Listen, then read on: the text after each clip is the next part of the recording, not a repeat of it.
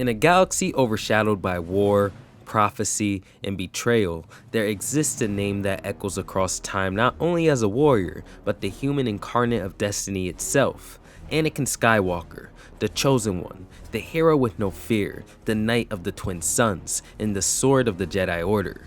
This man was one who was prophesied to bring balance to the Force, one who was born of no father, one sculpted by the will of the midi-chlorians themselves. He is a being touched by divinity, yet burdened by fate. The man referred to as the vergence in the Force unlike anything ever seen. We all know at this point that at his peak, Anakin possessed Force potential that was unmatched by any Jedi or Sith to come before him, and maybe even after him, as even Grandmaster Yoda himself could not rival the raw magnitude of Anakin's connection to the Force. On top of this, once he was trained in the arts of war through his experience with Obi-Wan in the Clone Wars, he became a living weapon, a savior to the Republic and a nightmare to the Separatists.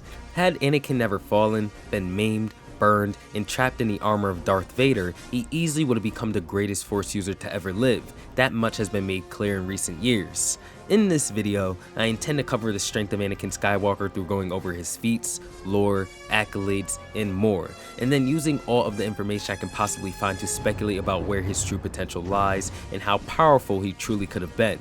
Thanks to the Clone Wars animated series, finding where a full potential Anakin lies may be easier than expected.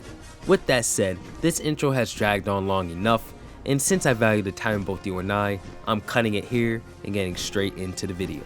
Anakin wasn't just discovered, he was foretold. Jedi Masters spoke of the one who would bring balance to the Force, and when Qui-Gon Jinn stumbled upon a 9-year-old slave boy in Tatooine, everything changed. His midi-chlorian count surpassed that of Yoda, signaling a connection to the Force so deep that it bordered on the divine. He could pod race at speeds humans shouldn't survive, sense things before they happened, and even subconsciously manipulate the Force in order to ensure survival.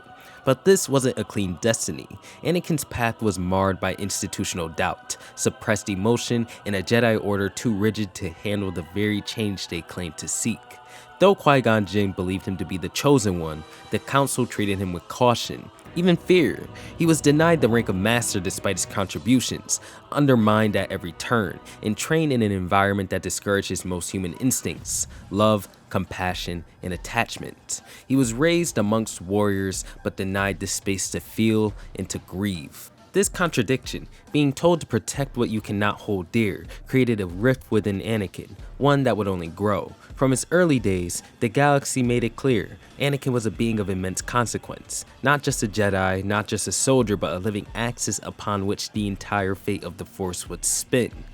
Thanks to the Clone Wars actually, we did get a glimpse of what Anakin would become. At just 22 years old, he was one of the most powerful Jedi alive, second to only Yoda and Mace Windu in public regard, but even they recognized that in time, Anakin would eventually surpass everyone. Trained by Obi-Wan Kenobi and tempered by war, Anakin was a one-man army. He held off entire battalions with nothing but a lightsaber and his will. On the front lines, clones whispered stories of his ferocity, of how he'd leap headfirst into the thickest of firefights and emerge unscathed, enemies crushed by the power of his blade or hurled by the Force like rag dolls. He brought down Count Dooku in a display of dominance, cutting off both of his hands and disarming a Sith Lord who had previously fought evenly with Yoda. He dueled Asajj Ventress to a stalemate multiple times and even drove her into retreat. He fought Savage Opress and Maul with brutal efficiency, showing no hesitation in taking on Sith level threats at once. His duel with Barriss Offee showed off not only his strength, but his intensity, a merciless pursuit through the Jedi Temple that emphasized how far he was willing to go when he believed in his mission. One of Anakin's best examples of his power came during the Battle of Nelvaan, where Anakin was able to single-handedly destroy a massive Separatist installation and free an entire population of enslaved warriors. This wasn't just by brute force though, it was a calculated destruction, overwhelming speed, and strategic brilliance all rolled into one. And in space, Anakin was just as deadly, taking down entire cruisers with great piloting and using the Force to sense all sorts of enemy movements before they would even happen. But the most impressive fact about all of this is the fact that he was doing all this while maintaining command over thousands of clone troopers. Do you know how much finesse you actually gotta have to be doing all of that while sending out orders and leading thousands of people all at once? Anakin truly was a plot device made human. The Republic's victories throughout the war weren't because of strategy, but they were really because of him. Anakin alone could turn the tide of any battle. When we go to his feats with the Force, they are nothing short of legendary. Anakin has been able to lift massive structures, force push droidicas through walls and even through planets if he wanted to, demonstrate telekinetic power that nearly dwarfed everybody around him, and in one instance during the Clone Wars, he was able to even shatter reinforced metal structures without even drawing his lightsaber. Anakin could choke enemies from across the battlefield and destroy droid tanks with the Force alone. His Force reflexes were so sharp that he could dodge blaster fire at point-blank ranges and take down elite bounty hunters like Cad Bane and Dirge. He also displayed masterful precognition, which has allowed him to anticipate enemy attacks and lead entire fleets with supernatural timing. Anakin Skywalker's stats are pretty great as well. We see that throughout the Clone Wars, he's managed to combat the likes of Dooku many times over, even making Dooku some sort of rival throughout the events of the Clone Wars, and by the Revenge of the Sith, forget about it. Anakin is more than likely the most powerful Jedi, at least when he's in a calm state. It's kind of hard to accurately give Star Wars characters a strength level because the Jedi especially rarely exert themselves all the way, but if we want to just use Anakin's peak at Mortis and all, composite, universal and above. Anakin Skywalker is also an extremely fast combatant, literally being stated to move as if he were a blur throughout the Star Wars mythos, and match the combat speed of Dooku, who was stated to swing his lightsaber at faster than light speeds in the Attack of the Clones novelization. On top of all of this, Anakin is a war general, seasoned in preparation, on top of being a mechanical and technical genius, all traits of the man created by the Force itself. We see Anakin outplay his opponents many times throughout the battles of the Clone Wars, and single-handedly turn the tides of all kinds of battles with his mind alone. Starfighting, boots on the ground, tactical battles, even negotiations or stealth missions, Anakin has been able to do it all, and seemingly with ease. Really, the only time when Anakin fails is when he's up against a formidable rival such as Darth Tyrannus himself. Anakin is also privy to screwing himself and his strategies over when his temper gets involved. If you have someone he cares about at risk, he may actually throw away an entire surefire plan just to ensure their safety. This is a glaring weakness of his, one that would drive him into one of fiction's greatest downward spirals. The Mortis arc in the Clone Wars is arguably the clearest glimpse at what Anakin Skywalker could have become had he embraced his full potential. In this realm outside of time and space, Anakin is shown his true destiny by the Father, a godlike being who maintains balance between the Son, the dark side of the Force, and the daughter, the light side of the Force. During this arc, Anakin demonstrates the ability to bend both sides of the Force to his will. He literally subdues both the son and the daughter simultaneously. I mean, let's move away from the show and even go to the creator of Star Wars himself, George Lucas. He's made it clear. He said that Anakin Skywalker had the potential to become twice as powerful as Palpatine. This is the same Palpatine who can conjure force storms that swallowed fleets and who manipulated galactic politics for decades without detection. Anakin, had he reached his prime, would have transcended that. The Force itself willed him into existence. If the Force has a will, then Anakin was that will's hand. Unlike Luke, who had to grow into greatness, Anakin was literally born for it. And unlike most, he didn't have to meditate for decades to lift Star Destroyers. That kind of power was just in him. He was simply built different and only needed a little bit of time. Now, Anakin's lightsaber form, the Gem So, relied on overwhelming strength and precise counters, and I don't think anybody handled it more perfectly than him. When it came to Anakin, his duels were not just battles, they were literally storms. The dude was out-dueling Dooku, the same man who trained Qui-Gon Jinn and rivaled Yoda. He even overwhelmed the Asajj Ventress repeatedly, tore through thousands of battle droids, and even bested mechanical monstrosities designed to literally counter Jedi. And through the siege of the Jedi Temple, we know that even Jedi Masters were nothing to Anakin at his peak.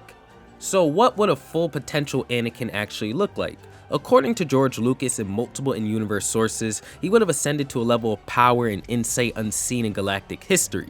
He would have embodied Luke's serenity, Yoda's spiritual mastery, Mace Windu's technical precision, and Sidious's cunning, all without being consumed by any single philosophy.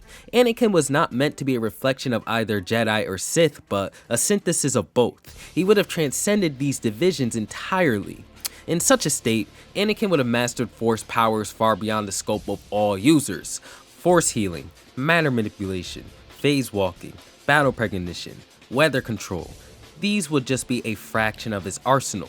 He would have likely gained access to rare and arcane force abilities like Force Light, Force Strain on a planetary scale, and even Force Time Perception, allowing him to experience events across multiple timelines or dimensions simultaneously. Legends characters such as Abeloth, the Ones of Mortis, and even entities like Nihilus represented distorted extremes of force potential, but Anakin was meant to be the balance. Unlike those beings who fell into madness, Anakin had the heart and the grounding to retain his identity. With training, his will could have been an anchor that aligned the Force itself. He would not simply control the Force, he would act as its embodiment, a living equilibrium.